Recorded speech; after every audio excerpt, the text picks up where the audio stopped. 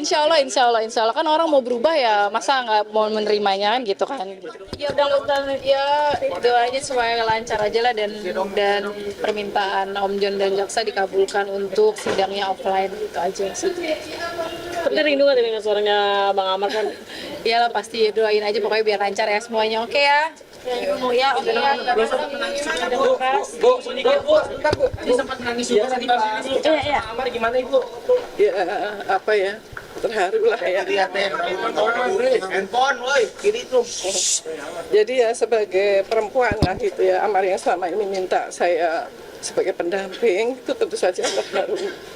Dia di sana, keamanan di sana, kemudian juga komunikasi dengan pengacaranya itu kan yang penting sekali untuk bagaimana dia bisa menyampaikan apa yang sebenarnya terjadi. Tapi saya yakin Amar tidak seperti apa yang dibicarakan selama ini, karena Amar semenjak ketemu saya di Cipinang, terakhir ada di Cipinang itu sudah mengatakan bahwa dia sudah tidak memakai. Nah, sudah kelihatan kondisinya adalah sehat-sehat saja. Kemudian saya pada saat itu juga dikenalkan dengan Dr. Lia, dan saya kenal Dr. Lia adalah yang tulus mendampingi. Nah, itu saya juga merasa aman. Bahkan pakai kemarin bersama dengan Adit juga dengan Panji terakhir itu karena mungkin mengajukan suatu haknya untuk minta keringanan, itu sudah dilakukan, dan pesannya nanti kalau jadi menikah sama Dr. Lia nanti ibu yang mendampingi gitu.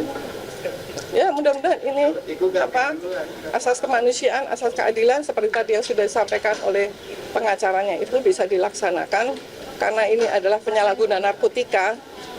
Tentu hukumannya adalah rehabilitasi. Jadi harap saya sebagai ibu angkatnya dan juga keluarganya, adik-adiknya ini selesai dan Amar keluar langsung direhab, dan saya akan mendampingi. Ya, jadi itu kan karena pengajuan itu nggak jadi, terus tiba-tiba kemudian dibawa untuk diperiksa langsung tahap 2 itu yang termasuk juga saya kaget juga gitu. Karena ini kan sudah dari Januari kan nggak ada berita apa-apa gitu. Kemudian diambil dan disidangkan, dan saya diinformasi, dan pada saat itu juga saya dengan Dokter Dia juga baru pulang dari Cipinang juga untuk menengok Amar gitu, karena udah berkali-kali minta Bu kesini nengok-nengok gitu karena saya juga ada kegiatan gitu. Jadi pas terakhir itulah saya dengan Adit dengan Dokter Lia terakhir juga ke Cipinang. Tapi kalau saya nengok pasti saya selalu komunikasi dengan para pimpinan di Cipinang. Ada diundur pernikahan atau akan dilaksanakan? Ya nunggu ini nanti. Tapi yang jelas saya itu sudah tenang karena sudah ada yang mendampingi, dan saya tahu persis kalau Dokter Lia itu adalah tulus mendampingi dan tidak ada kepentingan apa-apa. Dan keluarganya juga saya sudah kenal, dengan bapaknya, rumahnya udah tahu gitu. Maka di sini yang support semua lah ya, beritanya dibuat berita yang baik-baik, dan harapan ini selesai dan Amar direhab. Berharap direhab karena biar lebih sehat dan lebih sembuh semuanya. Tadi juga sempat saya bicara secara online, dia juga bilang sehat, menanyakan kondisi saya sehat, dan paling baik Amar itu kalau menghubungi saya itu ya dari waktu di rutan dulu, waktu di kasus yang kedua itu selalu bertanya kesehatan ibu, jaga sehat, anaknya baik, sopan dan adabnya baik. Bahkan kemarin waktu nulis surat untuk Ustadz Dery, itu tulisan bahasa Arabnya bagus. Dia memang agamanya juga baik. Kita doakan sama-sama. Semoga segera keluar, dan ini keputusan nanti harapannya adalah keluar dan rehab. Terima kasih. Ya. Minggu lagi ya. Apa?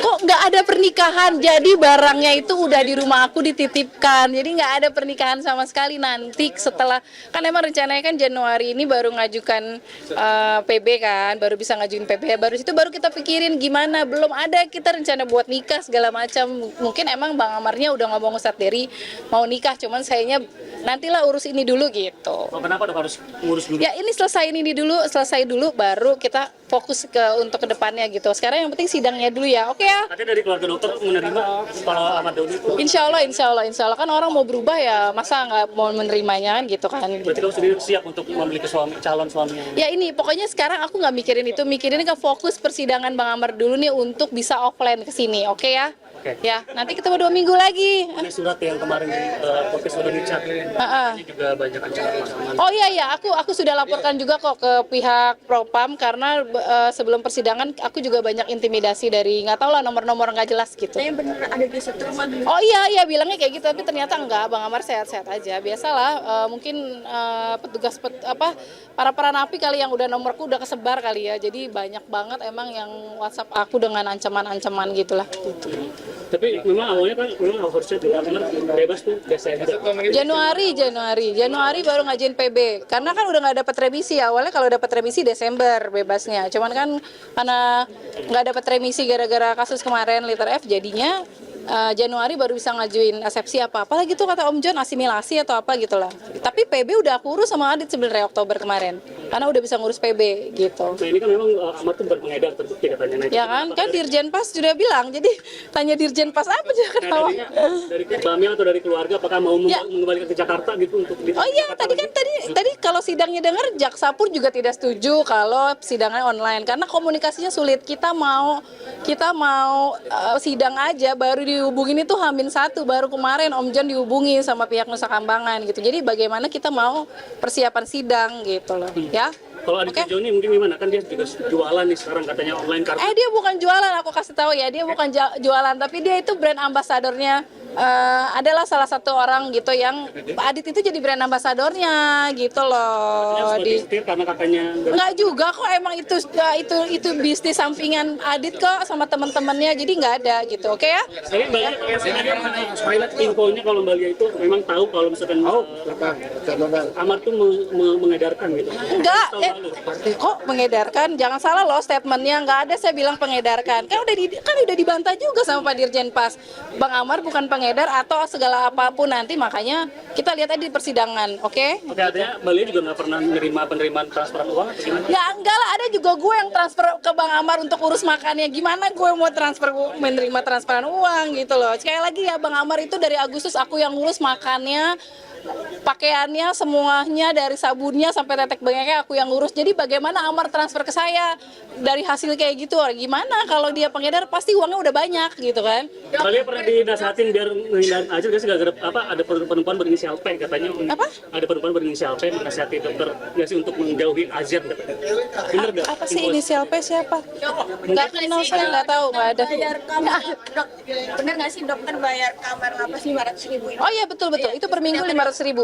Bener ya? Seperti apa detailnya mungkin? Ya nggak tahu, saya kan kenal Bang Amar di tengah-tengah dia ditahan kan. Jadi semenjak itu saya yang ambil alih semuanya karena waktu itu ada bisnisnya Bang Amar, itu bisnisnya di luar ya. Jadi Bang Amar tuh punya rekan lah ya untuk saya menjalankan bisnis di luar. Ingat nih, di luar bukan di dalam, bisnisnya bisnis properti, oke? Nah itu dapat untungnya itu dikasih semua ke saya untuk pegang untuk ya ini untuk kebutuhan Bang Amar, bayar kamar, makan segala macam bla bla bla. Jadi nggak ada transferan uang dari Bang Amar ke aku, inget ya, itu nggak ada sama sekali gitu ya. Jadi yang ada aku yang mentransfer pihak-pihak rutan untuk makannya Bang Amar, kamarnya Bang Amar gitu loh. Jadi nggak ada uang masuk ke aku tuh, nggak ada sama sekali. Ternyata ada perempuan inisial P yang malah mentransfer ke Amar untuk kebutuhan dia di sana, bukan Mbak Lia. Nah itu benar nggak sih mungkin? Nggak tahu aku inisial P siapa, nggak tahu. Setahu saya dari Agustus 2024 saya yang mengurus Bang Amar sampai detik ini, oke? Katanya Mbak Lia punya utang ke inisial P itu benar nggak sih yang 3M itu Mbak Lia? P siapa aku nggak tahu. Udah.